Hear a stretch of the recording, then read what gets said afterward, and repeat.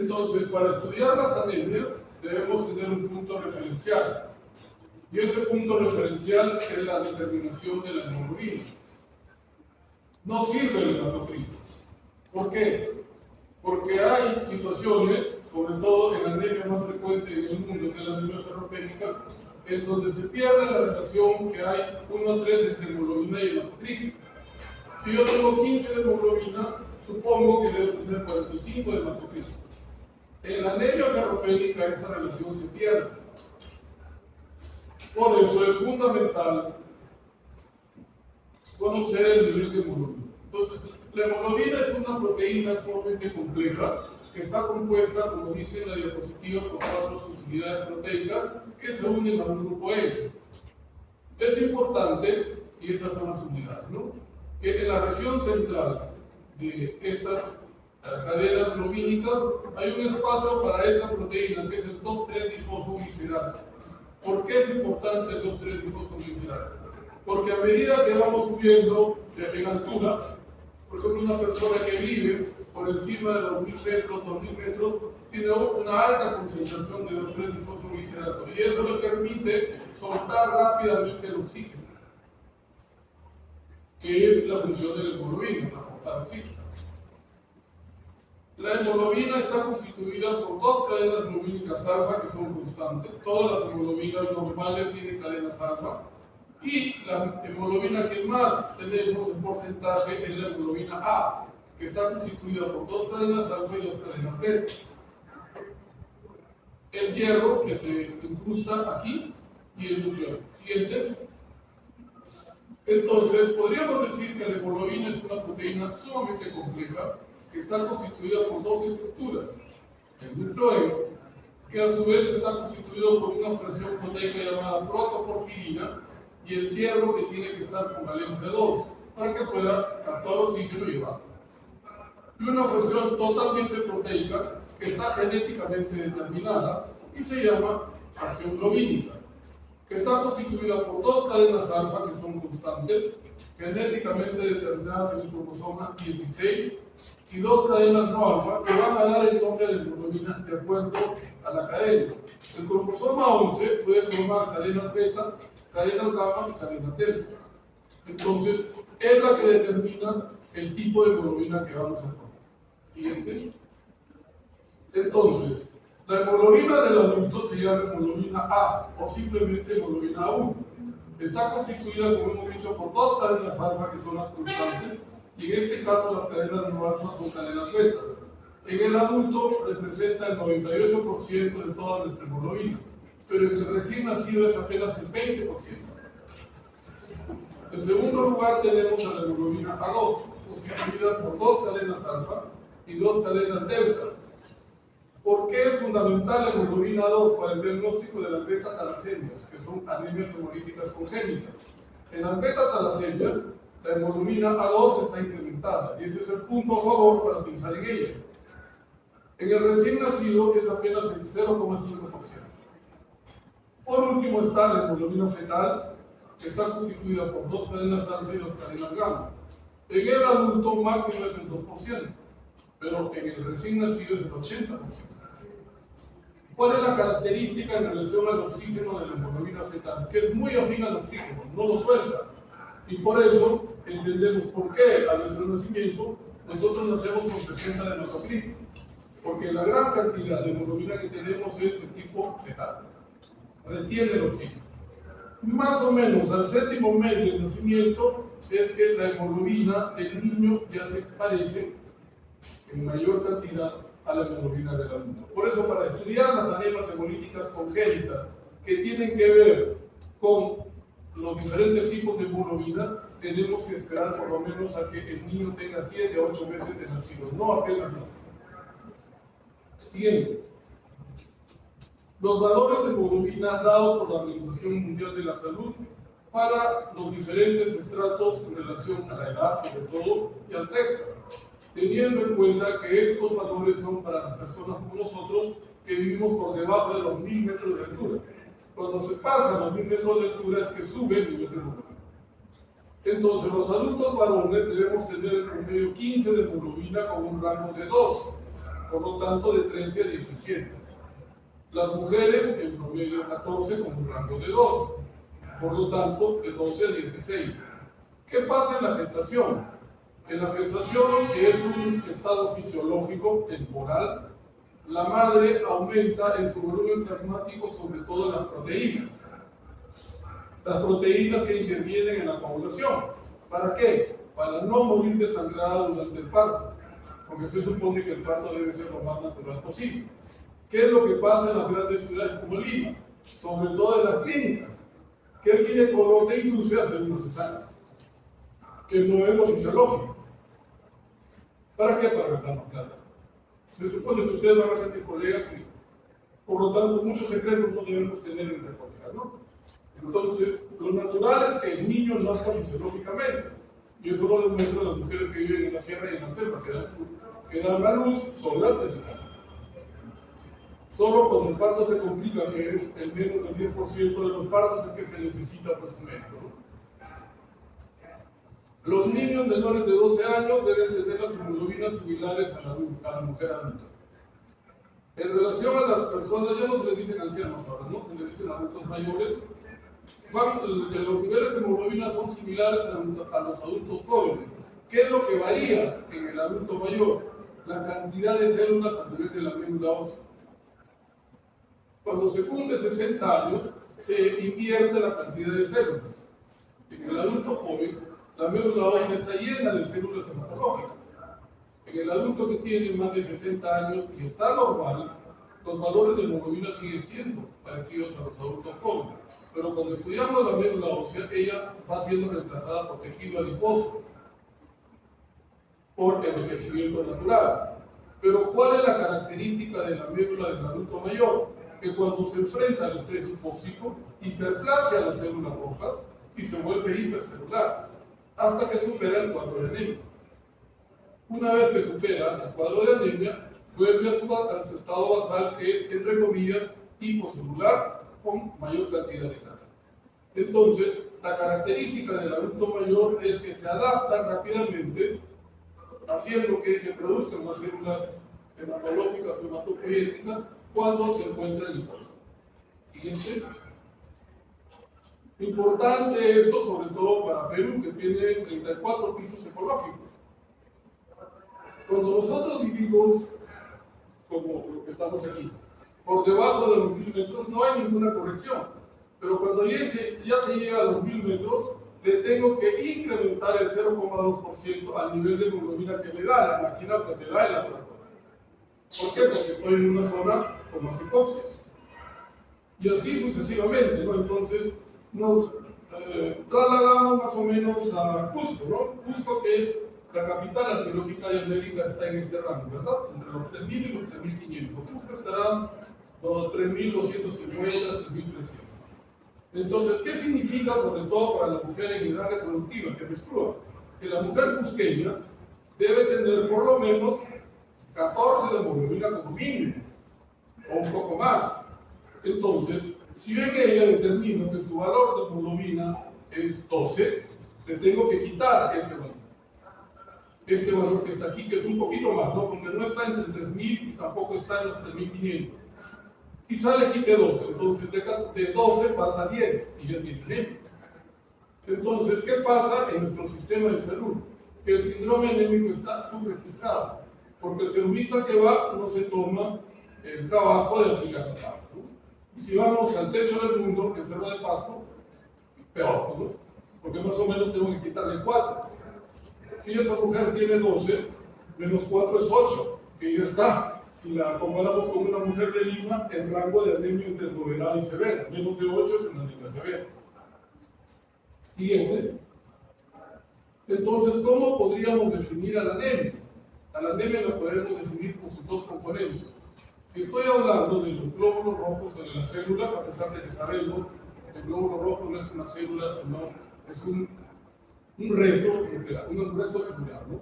Cuando hay disminución de la masa del glóbulo rojo circular, por ejemplo, en las anemias hemolíticas, o en la anemia megaloblástica, y cuando hay disminución de la síntesis de hemoglobinas, que son pocas. y dentro de ellas está la anemia más frecuente del mundo, que es la anemia ferropénica.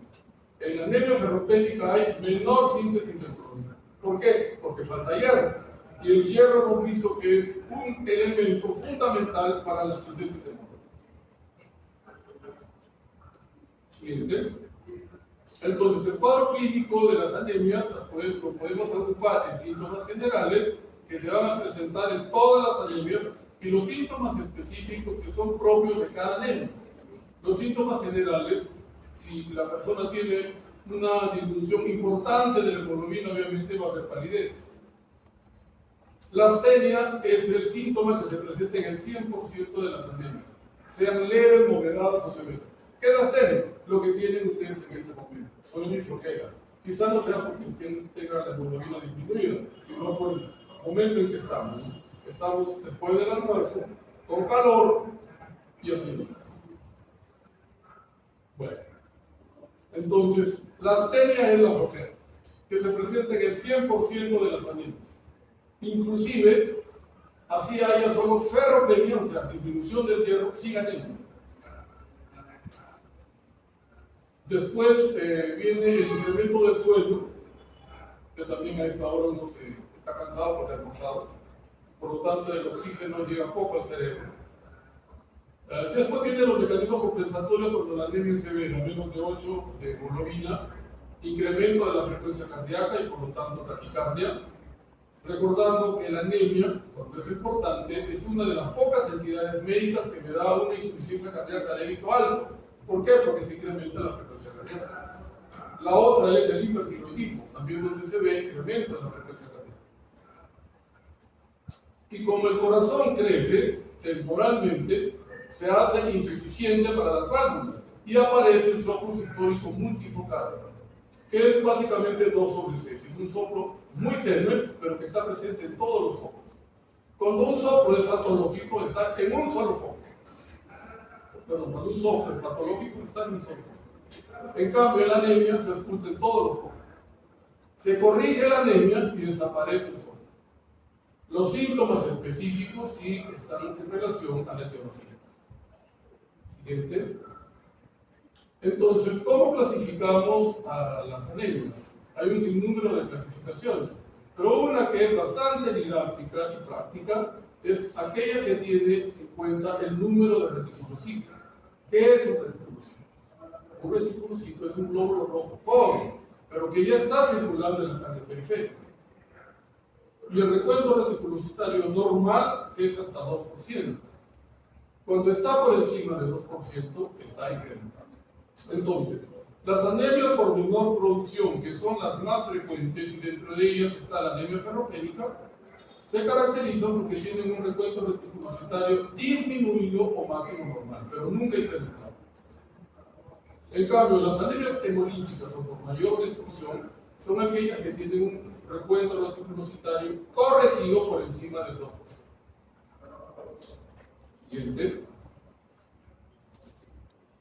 Veamos de una manera muy simple aquellas anemias que están comprendidas dentro de las que tienen menor producción.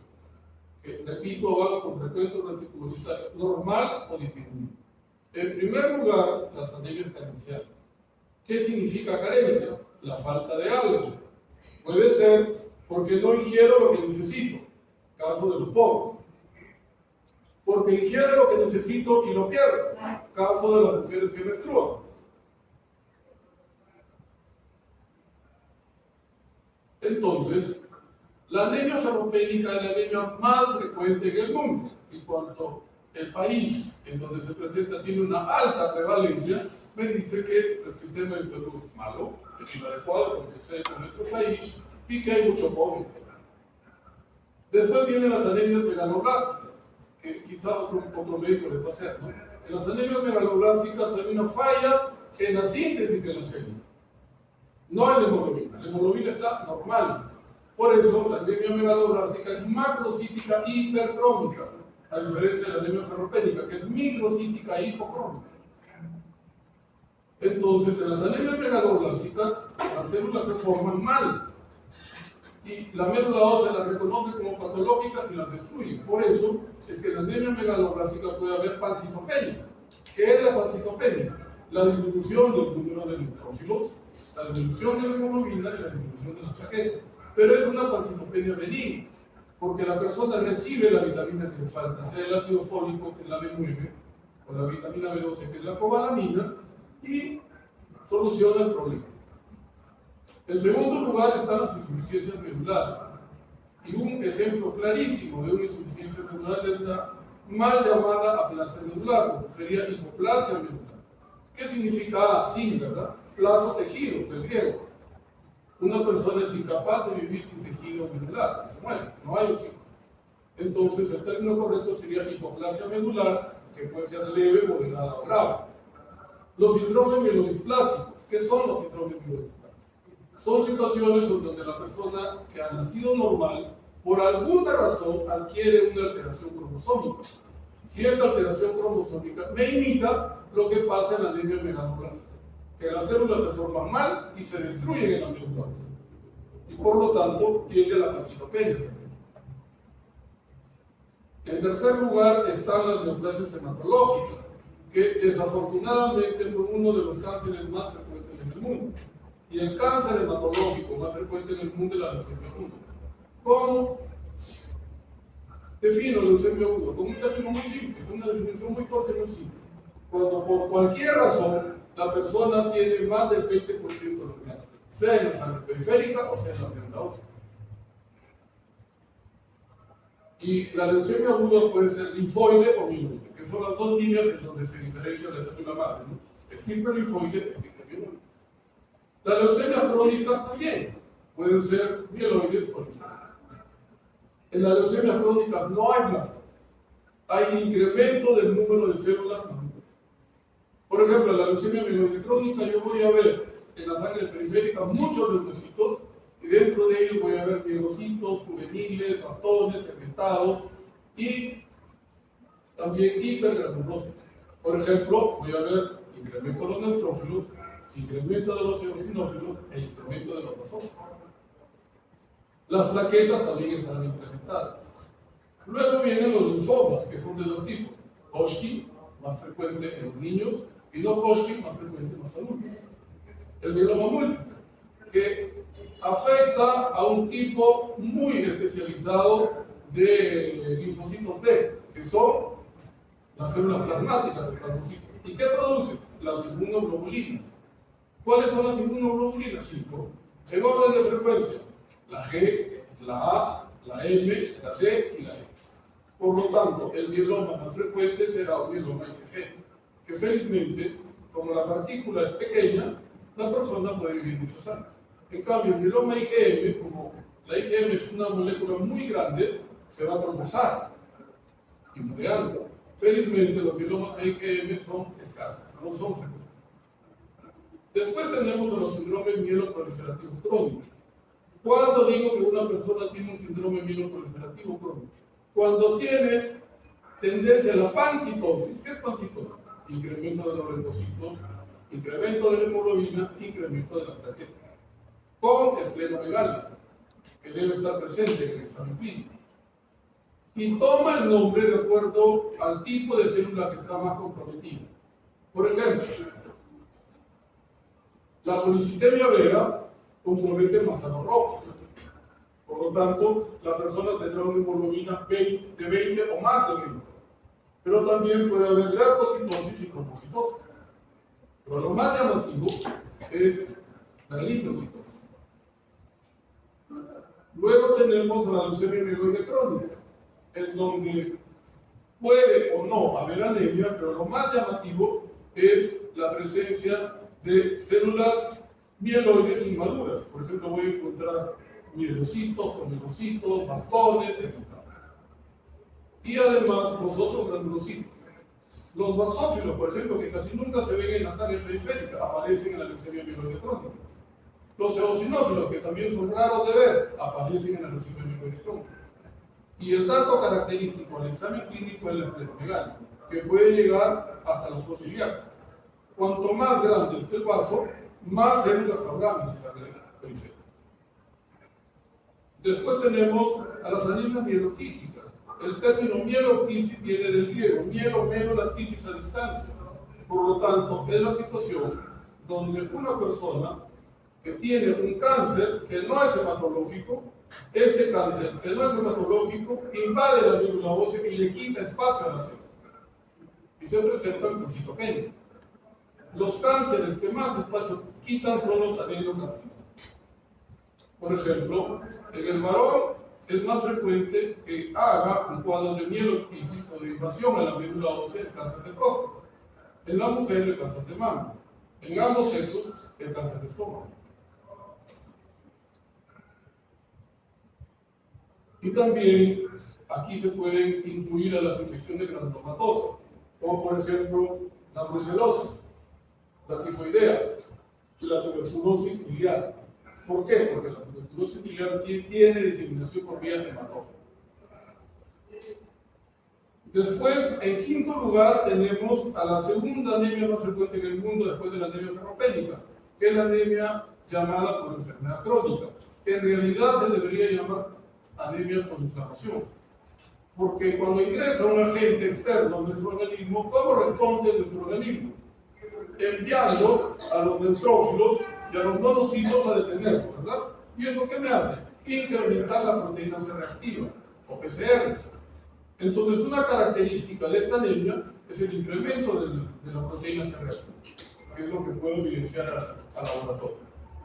Es la segunda anemia después de la anemia carencial tipo ferropénica, y puede coexistir una anemia carencial con una anemia por enfermedad crónica.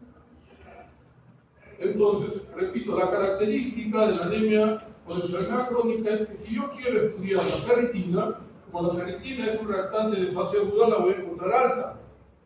¿Ok? Y si coexiste con la anemia ferropénica, para ver si hay un componente ferropénico no me queda de otra que estudiar la médula ósea y ver el depósito fijo de hierro. ¿Cómo se llama el depósito fijo de hierro? ¿Quién sabe? En fisiología tiene que haber dicho. Hemosiderina, que está en la médula ósea. La ferritina es el hierro de depósito móvil que está en la sangre periférica. En sexto lugar está la anemia por insuficiencia renal crónica. ¿Qué produce el riñón? Eritropoyetina, ¿verdad? ¿Y para qué sirve la eritropoyetina? Para ordenarle a la médula ósea que fabrique más cantidad de glóbulos rojos. ¿Por qué? Porque hay un ambiente tóxico. En la insuficiencia renal crónica, como no está adecuada la función renal, no se produce eritropoyetina. Por eso, al paciente renal crónico que es dializable, cada vez que lo dializan le ponen eritropoyetina y le ponen hierro para que fabrique glóbulos rojos. Y por último están las anemias por endocrinopatías. Por ejemplo, una mujer joven tiende a la ferropenia por la regla.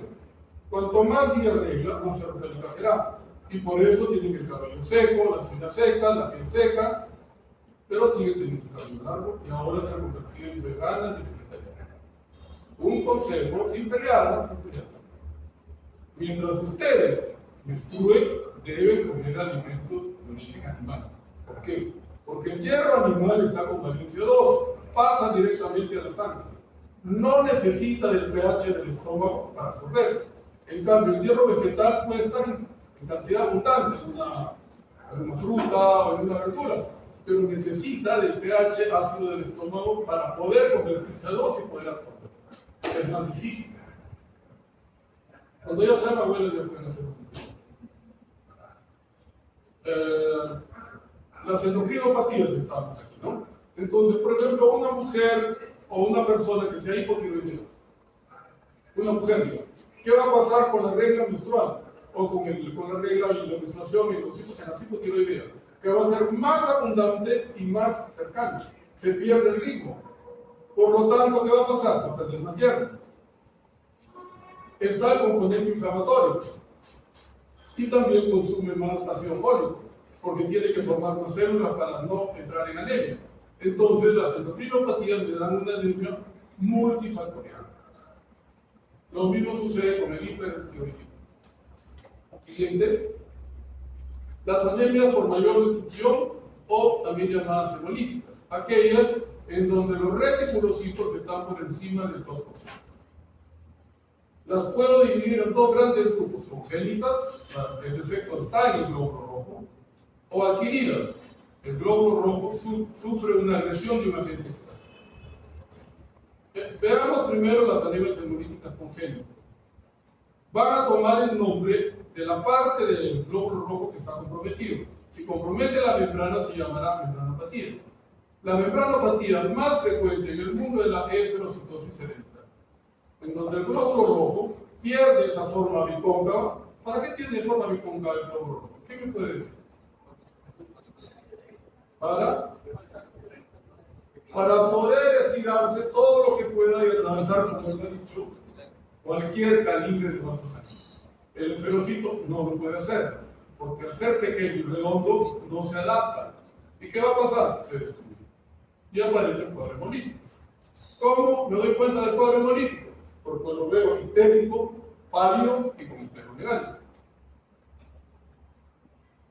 La linfocitosis hereditaria es una variante de la esferocitosis hereditaria. El glóbulo rojo ya no es redondo y pequeño, sino es elíptico.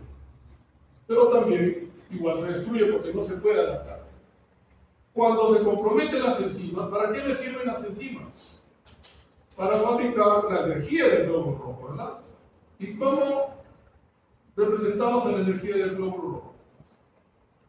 Con el adenosín trifosfato, los ATP. ¿Cuántos ATP producimos? 36 ATP producimos. Entonces, en las enzimopatías, lo que falla es la enzima que va a intervenir en ese ciclo. Dentro de las enzimopatías, las más frecuentes son la deficiencia de glucosa 6-fosfato deshidrogenasa, que está ligada al cromosoma X, por lo tanto, es el hombre el que sufre el cuadro y la mujer es la portadora, igual que en hemofilia. La mujer es portadora de hemofilia y tiene hijos hemofílicos. El hombre sufre la hemofilia, si es hijo de una portadora. Otro dato, otra enzimopatía es la deficiencia de piruvatoquinasa, y aquí el cromosoma que está implicado es el 1, por lo tanto se presenta en hemofilia. Dentro de las anemias hemolíticas que comprometen a la hemoglobina, tenemos aquellas que tienen una alteración de cantidad. O sea, si una cadena, por ejemplo, alfa, digamos, tiene 300 aminoácidos, en vez de 300 tiene 100 o tiene 0. Por lo tanto, es una alteración cuantitativa. En cambio, una hemoglobina normal tiene el número exacto de cromosomas, pero uno ha sido cambiado por otro en relación a los aminoácidos. La hemoglobina anormal más frecuente en el mundo es la hemoglobina S, en donde en posición beta 6, que debe estar en el ácido glutámico, ha sido cambiado por valina, que es otro aminoácido. Y cuando el glóbulo rojo cede el oxígeno, el glóbulo rojo que debe permanecer como es redondo y cuando se estira con el orificio o con el centro aplanado, no lo hace, entonces se destruye. ¿Y qué hace? Daña el endotelio y produce trombosis. En cambio, en las talasemias, por ejemplo, en las beta-talasemias puede faltar toda una cadena beta o puede faltar las dos cadenas beta. Entonces, cuando falta una cadena beta será talasemia menor. Cuando faltan las dos cadenas beta, talasemia menor. Las alfa-talasemias mayores prácticamente no las vemos porque el niño nace y se muere porque es grave. En cambio, las beta-talasemias mayores sí las podemos. El tratamiento de las talasemias, sobre todo las mayores, sería el trasplante de médula ósea. Otro problema para nuestro país, porque el Perú es uno de los países que menos unidades de trasplantes de médula ósea tiene en el mundo y en América. Siguiente. Por último, tenemos a las anemias hemolíticas adquiridas, siendo dentro de ellas la más frecuente la anemia hemolítica de tipo inmune. Por eso, si yo no tengo en el paciente el antecedente de cuadros hemolíticos a repetición que me obligan a pensar, o por lo menos a buscar una anemia hemolítica congénita, debo pensar en una anemia hemolítica adquirida. Y la más frecuente es la anemia hemolítica inmune o autoinmune, mediada por complejos inmunes. Entonces, la inmune es aquella donde encuentro el gel de un directo posible. ¿Qué hace este complejo inmune? Se pega a la membrana del glóbulo rojo e impide que el glóbulo rojo se dilate o se adelgace para poder cruzar cualquier calibre de vaso sanguíneo. y por eso es destruido. La anemia hemolítica autoinmune puede ser primaria cuando busco causas y no encuentro, y secundaria cuando encuentro una, por ejemplo, los síndromes linfoproliferativos crónicos, como los linfomas. Y dentro de los linfomas no Hodgkin de origen B o de estirpe B. Y la leucemia linfoide crónica. Hemos dicho que en ella hay células maduras en gran cantidad y sobre todo linfocitos B. La leucemia linfoide crónica en el 98% es de estirpe B, solamente un 2% es T. Después tenemos a las colagenopatías, y dentro de ellas, sobre todo, al lupus eritematoso sistémico, que te da cualquier alteración hematológica, desde anemia por enfermedad crónica, anemia hemolítica, también te compromete la coagulación porque te da trombosis por síndrome linfofolipídico, y eso lo van a ver un poquito más adelante, porque les toque la teoría. Después las infecciones bacterianas como la brucelosis, infecciones virales como las hepatitis, sobre todo B y C, y el virus del VIH. El virus del VIH te da cualquier alteración hematológica, inclusive plasia medular. En el hospital ya hemos reportado casos de plasia medular inducida por VIH. Las neoplasias no linfoides, como los tumores que comprometen al ovario, y las causas medicamentosas. Y dentro de ellas, el medicamento que más formación de anticuerpos induce es la rifampicina, que sirve también para tratar una endemia peruana, ¿no? La tuberculosis. Siguiente. Para terminar la clasificación, tenemos las anemias hemolíticas no inmunes, en donde el TBQ directo me resulta negativo. Entonces, tengo que replantear mi diagnóstico y buscar alguna causa. Por ejemplo, una anemia hemolítica de origen traumático a nivel cardíaco. ¿Qué sucede en las zonas alejadas de nuestras ciudades de la costa? Que hay muchas infecciones, ¿no? O muchas inflamaciones. Entonces, ellos no reciben antibióticos ante un cuadro infeccioso o ante un cuadro inflamatorio que empieza, el cuadro infeccioso empieza con inflamación. Y por lo tanto, se van dañando las válvulas cardíacas porque salen vegetaciones. Llegan a Lima para el cambio valvular. Entonces, ¿qué sucede con los glóbulos rojos que van a ingresar al corazón? Que se estrellan con las vegetaciones y se rompen. Por lo tanto, causan hemólisis. Además, que también pueden generar trombosis. Por eso, todo paciente que tiene una valvulopatía debe estar anticoagulado para que no haga trombosis. La hemoglobinura de la marcha es aquella situación donde una persona normal hace un gran esfuerzo físico en un tiempo corto. Por ejemplo, los que hacen deporte, los que hacen maratón, por ejemplo, ¿no? Hacen un cuadro hemolítico circunscrito que puede durar 4 o 5 días, después desaparece, y como son atletas y comen bien, lo superan. Entonces, esto fue conocido desde la época en que la conquista se hacía a caballo, ¿no? Entonces, ¿quiénes se iban a caballo? Los generales, los pitufos, etc., ¿no? En cambio, el pueblo tenía que correr. Y en ellos se presentaba la hemoglobina de la marcha. Después tenemos a la anemia hemolítica microangiopática, que se da a nivel de la luz vascular de los pequeños vasos. Los pequeños vasos forman trombos y los glóbulos rojos que pasan por allí se estrellan contra el trombo y se rompen. ¿Cómo se llama el glóbulo rojo en pequeño vaso? Se llama esquistocito. ¿Y dónde se ve? En la púrpura trombótica trombocitopénica y en el síndrome hemolítico. Después tenemos a la anemia hemolítica inducida por la contaminación con agentes químicos y físicos. Por ejemplo, el plomo. El Perú es un país minero, ¿verdad? Entonces, se sabe que el trayecto desde Cerro de Pasco hasta Lima, por donde pasa el plomo, los niños que viven en esos lugares tienen una alta concentración de plomo en la sangre. ¿Y eso qué les impide? Que aprendan bien, que no crezcan adecuadamente y que hagan anemia hemolítica. Lo mismo sucede con el oxígeno. El oxígeno por eso no se da puro, se hace pasar por agua. Nosotros cuando necesitamos oxígeno, ese oxígeno tiene que ser húmedo, no puro, porque si no destruye los glóbulos. Los venenos de algunas serpientes, insectos, y nosotros como hemos dicho, el Perú tiene casi todos los pisos ecológicos del mundo, por lo tanto, tiene también serpientes y insectos venenosos.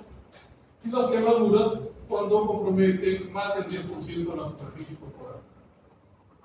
Por último, una miscelánea en donde hay microorganismos, como el paludismo, que es el Plasmodium. Antes no teníamos Plasmodium falciparum, pero como ahora los brasileños y los ecuatorianos y los colombianos pasan el Perú como si fuera su casa, nos traen también sus enfermedades. Y ya en Lima se ha visto Plasmodium falciparum. La Bartonella, que se conoce pues, desde la época incaica. Los huacos retratan eso. La Bartonella es una bacteria que induce la destrucción de los glóbulos rojos. ¿Por qué? Porque se pega a su membrana. Lo mismo el citomegaloma. Siguiente. Bueno, esa era una introducción y ahora sí vamos a entrar a la clase que me toca desarrollar, que es la anemia ferropénica. Entonces, la anemia ferropénica es la anemia más frecuente en el mundo, por lo tanto, es un indicador de pobreza. El mundo sigue siendo pobre. Podríamos decir que las anemias carenciales se deben o se pueden deber a falta de un oligoelemento como es el hierro o de vitaminas, como son las vitaminas del grupo B, el ácido fólico, vitamina B9 o la cobalamina, que es la vitamina B12. La anemia ferropénica es la anemia más frecuente en el mundo, sobre todo en los países pobres, ¿no? El Perú es pobre porque tiene todo. El Perú es pobre porque sus autoridades no saben gestionar el país. Cada vez tenemos peores cosas. Ustedes lo ven. Entonces, la anemia ferropénica es la fase final de la carencia de hierro.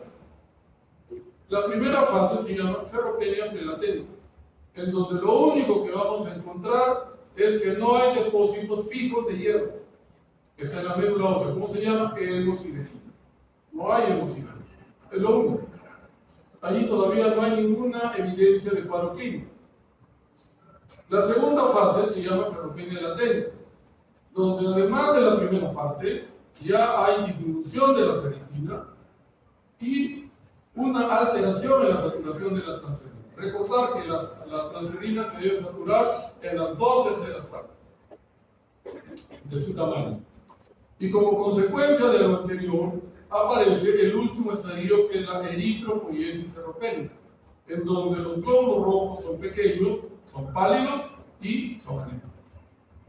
Y es lo que vemos en los exámenes de laboratorio. Siguiente. Entonces, la eritropoiesis ferropénica, tenemos que situarnos primero en lo que vendría a ser fisiológico. La unidad funcional de la eritropoiesis es el islote linfoblástico, que es fundamental para la entrada del hierro a los macrófagos que tenemos en la médula. Los macrófagos en su interior tienen hierro, que lo van a ceder para sintetizar hemoglobina. Entonces, la conformación de este islote linfoblástico es un macrófago con hierro en su interior, que está rodeado de eritroblastos. Y a través de las proteínas transportadoras, como la transferrina y la ferritina, el hierro es cedido a los glóbulos rojos. El hierro que tenemos en nuestro cuerpo es reutilizado, y esa reutilización se llama rofeocitosis. Entonces, ¿qué es la rofeocitosis? Es el proceso por el cual nosotros reutilizamos el hierro de los glóbulos rojos que ya cumplieron el ciclo de 120 días que tienen. Se destruyen en el vaso, ese hierro es captado por la transferrina y llevado nuevamente a la médula ósea para ser usado. Por eso es que los varones adultos que no menstruamos, nosotros necesitamos solo 1 miligramo de hierro para mantener el equilibrio de nuestro hierro corporal. En cambio, las mujeres que menstruan, a los niños que están creciendo, necesitan mayor cantidad, como vamos a ver un poquito más adelante. El hierro medular, el 80% de él sirve para sintetizar hemoglobina. Entonces, ¿dónde está nuestro hierro? El 80% del hierro que tenemos en el cuerpo debe estar en hemoglobina. Y el 20% está en los depósitos. Ferritina, que es el depósito móvil, y la hemosiderina, que es el depósito fijo, que está en la médula. Siguiente. ¿Qué sucede en la eritropoiesis ferropénica? Como no existe hierro en la médula ósea, no puede haber transferencia de él hacia los eritroblastos. Como consecuencia de ello, ¿qué va a pasar con el glóbulo rojo? Que va a formarse un glóbulo rojo pequeño y pálido, con microcitosis ferropénica. Siguiente. Causa de la anemia ferropénica. La causa más común en nuestro país es la ingesta inadecuada. ¿Por qué? Porque seguimos siendo un país pobre. Y cada vez somos más pobres. Aunque no lo aparentamos, ¿no? Pero es así. Cada vez se comen menos carne, se comen menos productos animales, etc. Porque todo está más caro. Mala absorción. La persona come lo que necesita, pero no lo puede absorber. Porque tiene, por ejemplo, una gastritis crónica. No secreta un buen pH ácido. Porque los alimentos que más ingerimos son vegetales. La pérdida crónica. En el caso de la mujer joven, la regla. La hemólisis intravascular, como sucede en la hemoglobinura paroxística nocturna, que es un cuadro hemolítico en donde la persona nace normal, pero por alguna razón muta y el grupo fosfatidilinoinositol, que nos defiende de la acción lítica del complemento, se deja de formar y el globo rojo se destruye dentro del vaso sanguíneo y por lo tanto el hierro se expulsa por la orina y se hace ferropénico. Y el punto importante para nuestro país es este: la desviación del hierro de la madre hacia el feto y el lactante. ¿Por qué? Porque en nuestro caso, país estoy diciendo, la mayoría de mujeres tienen muchos hijos todavía. Yo trabajo en el Hospital José Mayo, ¿no? Que es un hospital emblemático para el Ministerio de Salud, un hospital 3.1, pero que funciona como si fuera algo así como el Hospital del Niño, que ya no es un hospital. ¿Cómo se dice el Hospital del Niño? Un instituto, pero no nos dan ese rango. El Hospital del Niño nos manda pacientes, entonces ni siquiera lo pueden manejar. Pero seguimos siendo hospital. Entonces, ¿qué sucede en la mayoría de mujeres de estrato socioeconómico deprimido? Que tienen una pareja, ¿verdad? Y esa pareja las abandona. Se consiguen otra pareja y quieren tener hijos con esa otra pareja. Esa pareja la vuelve a abandonar y que tienen hijos con la otra pareja. O sea, van a tener hijos de 3 padres diferentes. Y es así. Inclusive tenemos, porque todavía está vivo, una señora que hizo clase regular y su esposo, para que el primer esposo, muy amable, no tenía hijos, la cuidaba y de repente ella mejora y como a los 3 meses se aparece con otra pareja. Por lujo, se dice así, ¿no? Cuando se pintan, se depilan, se hizo las cejas y todo lo demás. Y ha tenido 2 hijos haciendo el cuadro de clase regular, de padres diferentes, porque ha cambiado de pareja. Eso es bastante común en la gente de estrato socioeconómico deprimido. ¿Qué pasa en el estrato alto? Que tienen varias parejas, pero no tienen hijos. Al menos es lo que yo veo, ¿no? Entonces el problema está en hacerlas entender que para retener a un hombre no es necesario tener hijos. Eso es lo que hay que hacerlas entender. Siguiente. Haciendo una síntesis de la fisiopatogenia, podríamos decir que el hierro interviene pues, en la síntesis del núcleo N. Y al faltar núcleo N habrá menor síntesis de hemoglobina. Otro dato importante es que el hierro también participa en las proteínas que nos van a defender, como es la mieloperoxidasa, que es la enzima que está en el neutrófilo. La mieloperoxidasa nos ayuda a la defensa de la gente, sobre todo de la bacteria. Los citocromos que nos sirven para la respiración celular. El hierro también interviene en el desarrollo neurológico, y esto es lo más grave que puede pasarle a un niño. Un niño hasta los 5 años tiene o forma el 80% de su capacidad intelectual. Si durante los 5 primeros años de su vida no recibe la suficiente cantidad de hierro, no va a entender matemáticas. Se va a quedar enano y deprimido. Crecerá de ancho, que es lo que vemos, ¿no es cierto? Cuando ya es mayor, porque empieza a tomar trago, empieza a hacer un montón de cosas. Bueno, es enano, pero gordo. Pero el cerebro no le desarrolló. Entonces, aquí tenemos por qué el Perú sigue siendo malo en matemáticas y en comprensión lectora. Porque la mayoría de niños pobres son ferropénicos. Entonces, ustedes cuando tengan hijos, tienen que darle hierro. En jarabe, o en vodka, en su leche.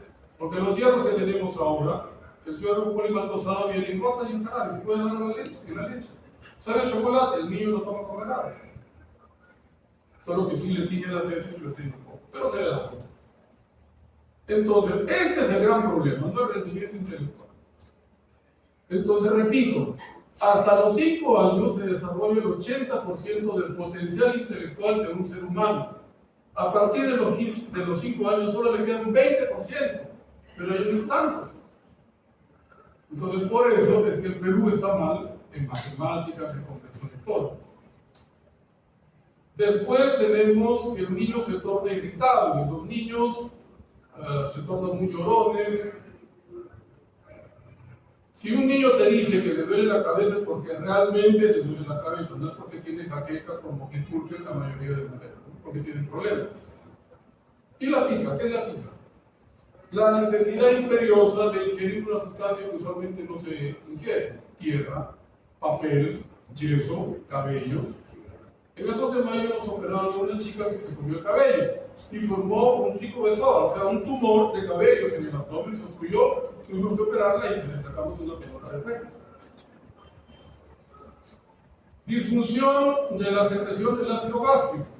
Entonces, con mayor razón, porque el hierro que más comemos es hierro vegetal, que tiene valencia 3. Necesita del pH ácido gástrico para poder convertirlo a 2 y se pueda absorber.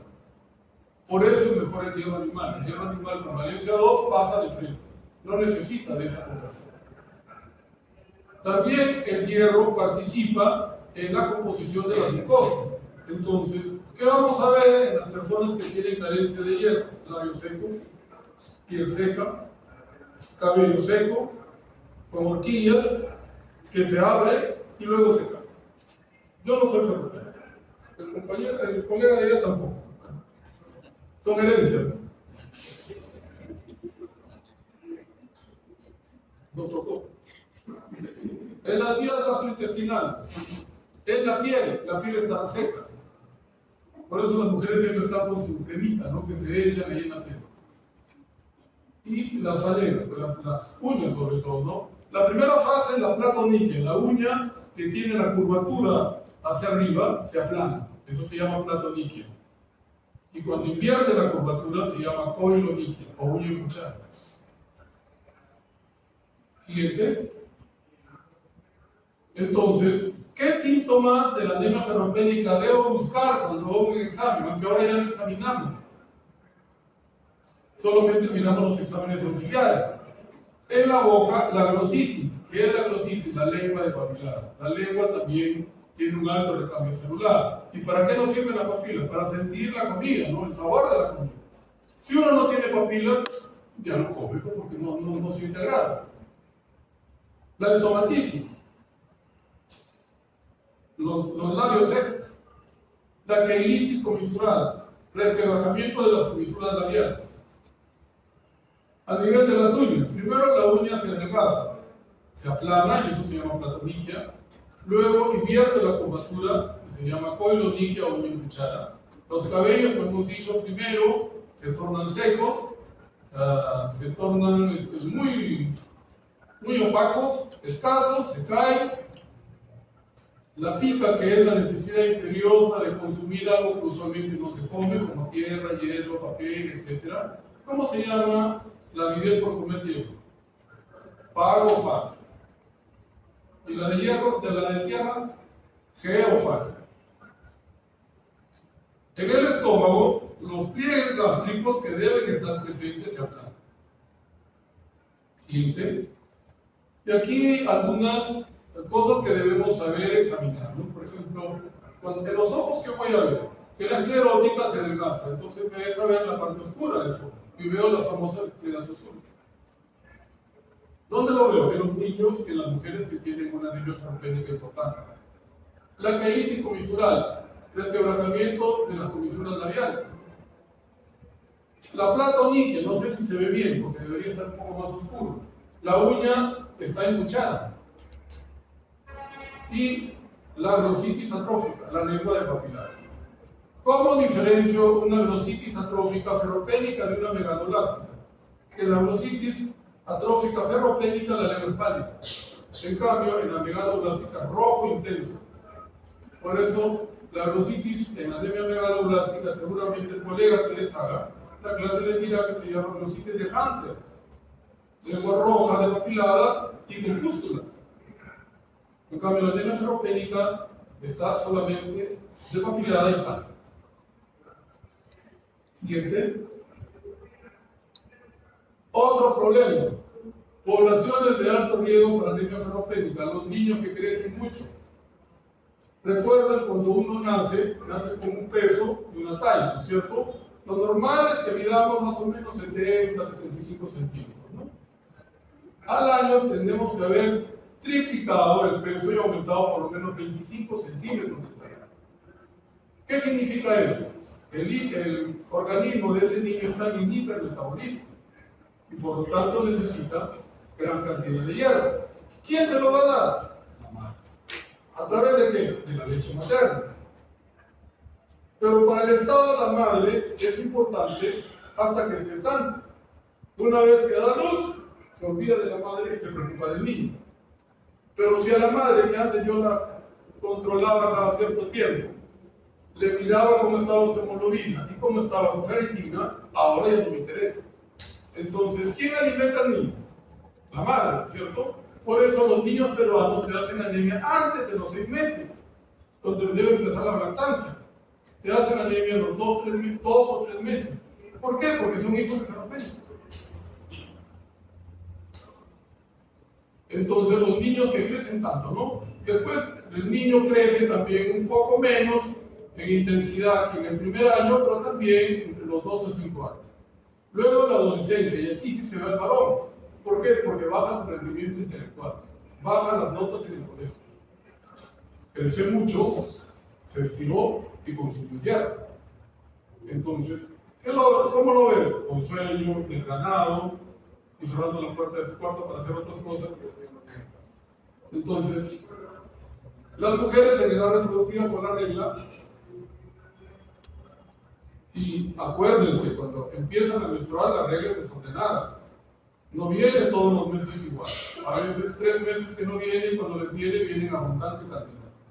Pierden un montón de hierro que no lo reponen. Y los ancianos. ¿Por qué? Porque los ancianos tienen gastritis crónica. Por lo tanto, la dieta de ellos, como también es rica en vegetales, pues no pueden convertir el hierro del 3, pasarlo a 2 para que sea absorbido fácilmente. Siguiente. Entonces, definitivamente todavía estamos en el 2023 y no hemos cambiado nada. Nosotros estamos aquí, ¿no? Según el Ministerio de Salud decía que habíamos mejorado hasta hace unos 4 años en relación a la anemia ferropénica de los niños, que habíamos bajado de 40 y algo a 20 y algo. Ahora han reconocido que otra vez estamos en 38%. ¿Por qué? Porque cada vez estamos más pobres. Entonces, nosotros vivimos en este continente que es América Latina, ¿verdad? Que viene desde México hasta Argentina y nuestro querido amigo Chile. Así que inviten gratis yo no. Entonces, vean ustedes cuál es la distribución de la anemia ferropénica. América Latina es el continente más desigual del mundo. Argentina no tiene mucha incidencia de anemia ferropénica. Chile tiene un poco más, pero el grande de América Latina, ¿no? Brasil, que es la 10ª economía del mundo, está como nosotros, fregada, por no decir la lisura, ¿no? Igual que Bolivia, igual que Perú. Más del 40% en los niños que son el futuro del país. En cambio, África está fregada un por ciento. El hombre aparece en África, por si acaso. Y después, desde ahí, empezó a poblar todos los continentes del mundo. Se han descubierto en España y en Inglaterra restos de humanos que eran de raza negra como los azules, porque a medida que iban emigrando, saliendo de África, que es un continente con mucho sol, y poblaban el continente europeo del norte, donde hace más frío, se tenían que adaptar a eso, y para eso tenían que cambiar de color de cabello y de la piel. Entonces han encontrado restos en España y en Suecia de personas de muchos años atrás que todavía tenían rasgos negros, pero ya tenían los ojos azules. Entonces, nuestro origen es africano, de toda la raza. Siguiente. Requerimientos diarios de hierro en la dieta. Los niños de 1 a 5 años, 8 miligramos de hierro, es bastante. Los niños entre 5 y 12 años, 12 miligramos de hierro, más que el varón adulto. El varón adulto solo necesita ingerir 10 miligramos y absorber 1%. Perdón, el 10%, por lo tanto 1. Con 1 mantengo el equilibrio en estado de hierro. La mujer en edad fértil, de acuerdo con regla, pero en promedio 14 miligramos por día. Y la gestante, sobre todo en el último trimestre, un poco más. ¿Por qué? Porque en el último trimestre el niño ya está formado. ¿Qué es lo que hace el niño en el tercer trimestre? Engorda y crece. Entonces es allí donde necesita mayor cantidad de hierro. Siguiente. ¿Cuáles son las fuentes de hierro? La mejor fuente de hierro son los alimentos de origen animal porque no tienen convalencia 2. Por lo tanto, pasa directamente a la sangre. No necesita el pH del estómago para convertirlo de 3 a 2. También se encuentra en el reino vegetal, como cereales, frutas, verduras, etc. Por favor, no tomen jugos con alfalfa. La alfalfa es un quelante de hierro, impide la absorción de hierro. Y los que venden jugos y esos brebajes que venden por la calle, les meten azúcar. Y las mujeres lo usan. Bueno, la absorción, el 80% del hierro se absorbe en el volumen y solamente un 20% en el teyugo. Los depósitos, los niños no tienen depósitos, pero ya seamos pues, piadosos con ellos y digamos que tienen 500, igual que las mujeres en edad fértil. En cambio, los varones y las mujeres que ya no menstruan debemos tener 1000 miligramos de depósito. ¿Para qué me sirve esto? Para hacer el cálculo de la cantidad de hierro que va a necesitar cuando una persona tiene una anemia fenotélica severa. Siguiente. ¿Qué voy a encontrar entonces en el laboratorio de un paciente con anemia fenotélica? A nivel de la serie eritroide roja, o eritrocitos, voy a encontrar que hay anisocitosis. ¿Qué es la anisocitosis? La variación en el tamaño. ¿Y qué es la poiquilocitosis? Es la forma. Entonces encontraré anisopoiquilocitosis. Los glóbulos rojos van a predominar con microcitosis, o sea, glóbulos rojos pequeños, con un volumen corpuscular menor de 80. Lo normal es de 80 a 95 fetolitros. Van a ser hipocrómicos, porque la hemoglobina corpuscular media está en menos de 27 picogramos. Y puede encontrar las células en la banda o en la. No es frecuente, pero las puede encontrar. Lo más frecuente es encontrar glóbulos rojos pequeños en la. A nivel de los leucocitos, usualmente el recuento leucocitario está normal, pero en algunos casos, quizá porque haya asociada anemia megaloblástica, puede encontrarse leucopenia. ¿Cuánto es el valor normal del leucocito? De 4.000 a 10.000 por milímetro cúbico. El recuento de plaquetas, en el caso de los niños, usualmente como es por ingesta inadecuada o poca ingesta, usualmente las plaquetas están normales, pero un 28% de ellos puede tener trombocitopenia, o sea, menos de 150.000 plaquetas. El recuento normal de plaquetas va de 150.000 a 450.000. Puede haber trombocitosis, por ejemplo, si el niño está parasitado, por parásitos que se alimentan de sangre, y eso ocurre en el 35% de ellos. En los adultos, la trombocitosis es más frecuente, porque la causa más frecuente en ellos es la pérdida. En la mujer la regla, en el varón adulto que tenga un cáncer del tubo digestivo, en el 80% del caso. Siguiente. Y aquí vamos a ver algunos hemogramas que son bastante antiguos, pero ¿por qué les traigo esto y no lo moderno? El contador que tenemos en el hospital ahora me da 36 parámetros en un minuto. Entonces, esta grafita que está aquí, ya solamente la veo en este tamaño, no me sirve para una clase. En cambio, este es más o menos del año 92, este programa, ¿no? ¿Por qué? Porque el contador hematológico en esa época no tenía tantos parámetros. Entonces me permite ver cómo se ubican los diferentes tipos de leucocitos. Y como dice acá, ¿no? Acá se ubican, yo tengo que ver a los leucocitos digamos, en diferentes zonas, no deben estar juntos. Cuando están en un solo punto, es una neoplasia hematológica, lo más frecuente es una leucemia. Entonces tiene que haber dispersión, lo que significa que hay diferenciación. Para eso me sirve esto. Entonces, veo en un minuto, un contador hematológico me da todos estos datos. El recuento de blancos, que está normal, porque está en 5.500. Hemos dicho que los normales de 4.000 a 10.000. Me da la fórmula diferencial, que está normal. Me da el recuento de rojos, que acá lo pone como bajo, porque a lo mejor es un varón o una mujer, ¿no? Me da el nivel de hemoglobina y está baja. Me da el valor de hematocrito que está disminuido, el volumen corpuscular medio, y hasta medir bruto el low, que significa bajo, ¿no? Microcítico hipocrómico. Como les decía, la anemia ferropénica es la única anemia que tiene las tres constantes disminuidas. Y el índice de anisocitosis elevado, porque es normal hasta 14.5%. El recuento de plaquetas está en 331.000. Entonces, ¿de qué población sería este programa? ¿De un niño? ¿De una mujer? ¿De un adulto? ¿De un varón? Si tiene el recuento normal de un niño, en la mujer, ¿qué voy a encontrar? Tendencia a la trombocitosis, porque es por pérdida, por la regla o porque tiene un mioma, o porque tiene quistes en los ovarios. Y también me da el tamaño en promedio de las plaquetas, que es el volumen plaquetario medio, que está normal. Entonces, este es un hemograma microcítico hipocrómico. ¿Y acá qué veo? Niego que sea leucemia. ¿Por qué? Porque hay dispersión de los glóbulos blancos. En una leucemia veo todo junto, no hay dispersión. Siguiente.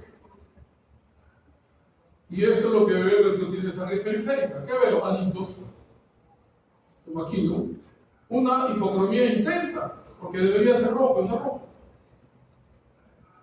¿Y qué veo? Muchas plaquetas, ¿no? Que son estos puntitos de color morado. Entonces, ¿este hemograma de quién será? ¿De un niño o de un adulto? ¿Y dentro del adulto de qué sexo? Femenino, porque la mujer con la regla pierde sangre y pierde hierro, por lo tanto, debe ser por pérdida. Entonces, si yo encuentro una anemia microcítica hipocrómica con trombocitosis, la causa más frecuente es la pérdida crónica. En este caso, la mujer. Siguiente. ¿Qué voy a encontrar en la médula ósea? En la médula ósea, la primera fase de la ferropenia hemos dicho que la hemosiderina debe estar ausente, no debe haber depósitos.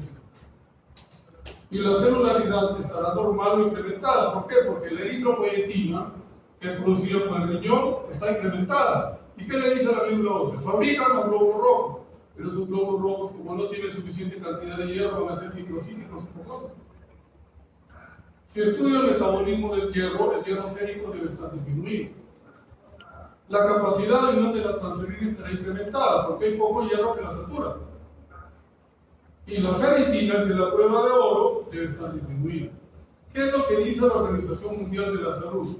Que para países como nuestro, con una alta incidencia de anemia ferropénica, la ferritina la debo considerar normal en las poblaciones de riesgo cuando está por encima de 30 picogramos.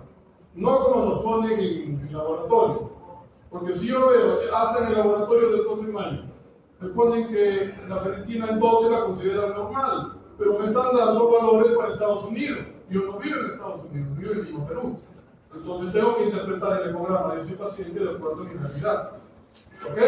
Entonces la ferritina se considera normal en las poblaciones de riesgo cuando está por encima del 30%. Los varones debemos tener 100% de ferritina porque no usamos mucho hierro. Siguiente. Y esta es la médula ósea.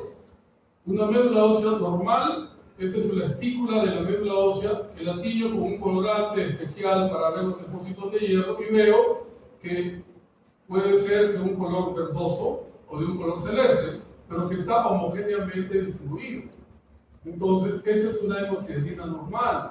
Pero no es que yo haya aspirado, o le he hecho una aspirada de médula ósea a una persona normal para mostrarles a ustedes esta diapositiva, sino es de un megaloblástico que no consume hierro. Siguiente. Esta es la médula ósea de una persona que tiene más cantidad de hierro, que por alguna razón retiene el hierro. Por ejemplo, en la hemocromatosis o en la misma anemia megaloblástica cuando no la trato a tiempo. Siguiente. Y estas son las estípulas en la anemia ferropénica, están vacías. No tienen ese color verdoso o ese color celeste, no. Las estípulas están vacías. Ausencia de hemoclorito. Siguiente. Y la médula ósea que debe ser hipercelular. ¿Quién me dice que forma más glóbulos rojos? ¿Quién sabe? Lo he dicho antes, ¿eh? ¿Quién ordena mi médula ósea que forma más glóbulos rojos? La eritropoyetina, ¿dónde se produce? El riñón. Pues entonces, el riñón deja salir a la eritropoyetina que se va a la médula ósea y dice, oye, fabrica más células. Entonces, ¿qué voy a encontrar? Una médula ósea hipercelular.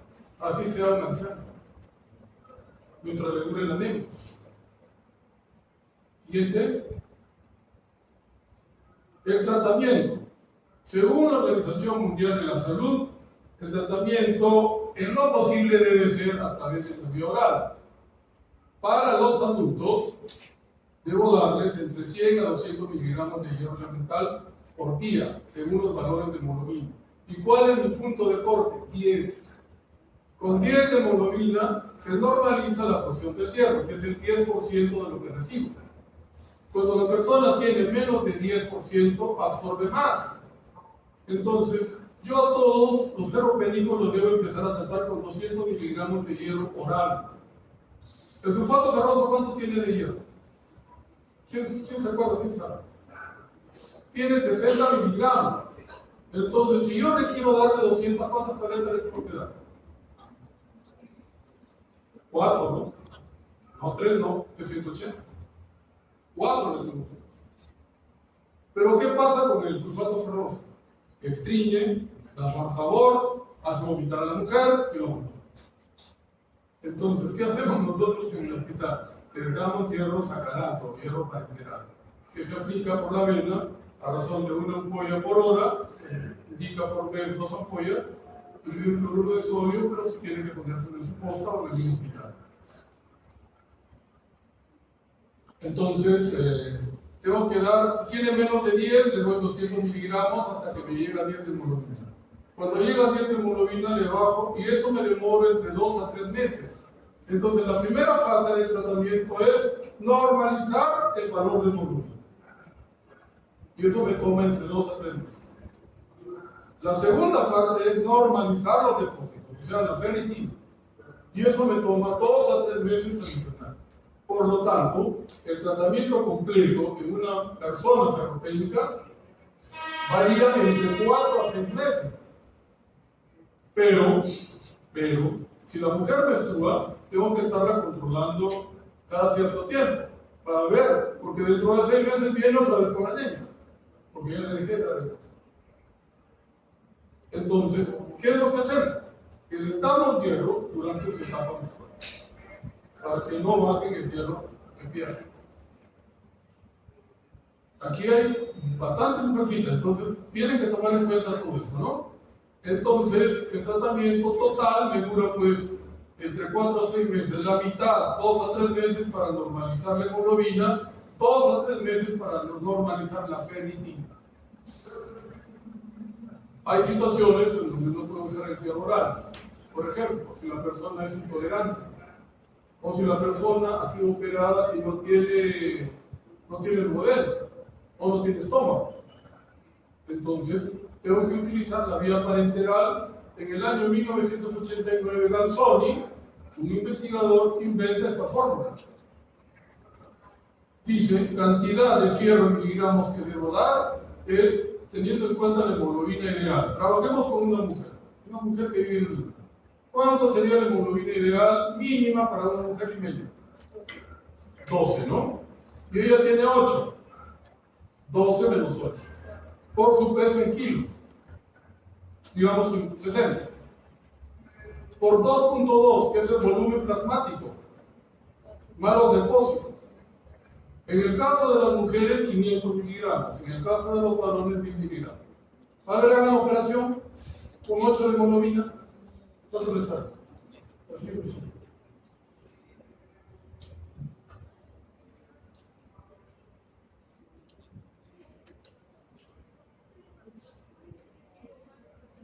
Entonces sería 12 menos 8, digamos que pesa 60 kilos. Por 2.2 más 500.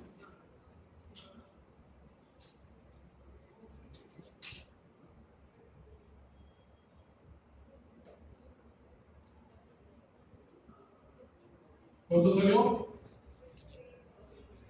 No, imposible. Más de 1000 debe salir, ¿no? ¿Cuánto? 1028. Ya, 1028. No seamos tacaños y pagamos 1100, porque las ampollas traen 100 miligramos de hierro. Entonces, divido esas 1100 entre 200. ¿Cuántas veces me sale? Porque he dicho que el hierro parenteral se pone en 2 ampollas por vez. Ya le daré 6. 6 dosis. 6 por 200 me sale 1200. Entonces, eso es lo que ella necesita para normalizar la hemoglobina y normalizar los depósitos. ¿Y en cuánto tiempo la cito? Después de que he logrado esto, en 3 meses para ver cómo va. Porque si yo le pido ferritina, después de que he hecho este tratamiento, la ferritina va a salir bien alta, porque está saturada. Pero una vez que vuelve a menstruar y que no come lo que es necesario, empieza a bajar. A los 3 meses otra vez ya su hemoglobina debe estar en 11, 10, depende después de la intensidad de su sangrado menstrual. En el varón cuando tiene anemia ferropénica le tengo que hacer endoscopía altibaja, porque la causa más frecuente del varón es el cáncer gástrico o el cáncer de colon.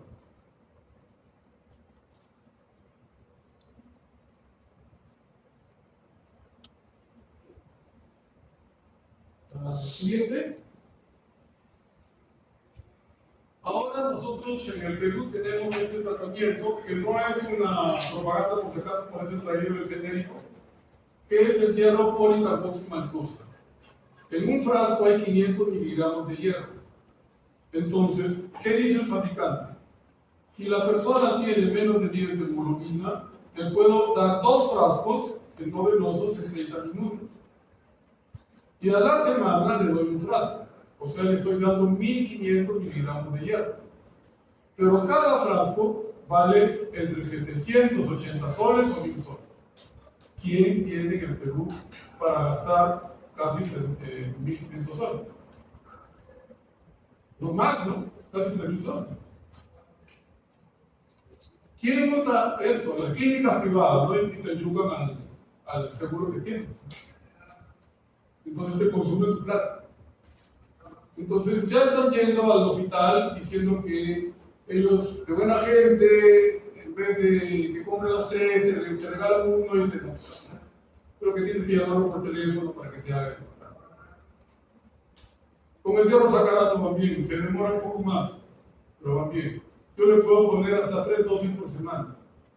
Entonces, si me llega una mujer, como hemos visto en el caso anterior, y tengo que ponerle 1200, en 2 semanas ya le puse todo el hierro que necesitaba. Y el hierro sacarato cuesta 3 soles. La ampolla de hierro sacarato, al menos en los hospitales. Después este hierro tipo coa se va a volver popular y va a bajar de precio. Como la enoxaparina, cuando vino costaba como 1000 soles. Una enoxaparina en mi hospital ahora costará 2,50 soles. Todo es cuestión de tiempo. Pero la mujer no espera, pues hay que darle el tratamiento ya. ¿Siguiente? Bueno, con eso hemos acabado. Se supone que nosotros tenemos como bebida, bandera, el tipo saber, y los chilenos que se mueran. Y aquí no. Ok, entonces si hay alguna pregunta que deseen realizar, estoy aquí para contestar.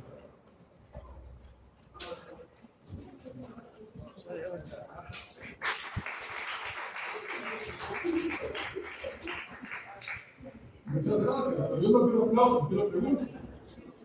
Porque ¿qué significa que no pregunten? Se entendieron perfectamente la clase, cosa que no creo, o que no entendieron nada que existiera. Porque lo que uno, el profesor, lo que tiene que sembrar en la es la duda, ¿no? ¿Es cierto lo que me ha dicho?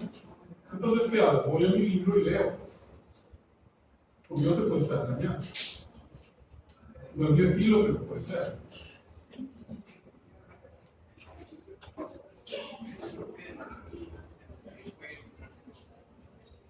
No, tú puedes encontrar esferocitos, pero no microesferocitos. Las esferocitos hereditarias tienen microesferocitos. Por ejemplo, en una anemia hemolítica inmune vas a encontrar esferocitos, pero no microesferocitos. El microesferocito es un glóbulo rojo pequeño porque ha perdido parte de la membrana y eso te da la esferocitosis hereditaria.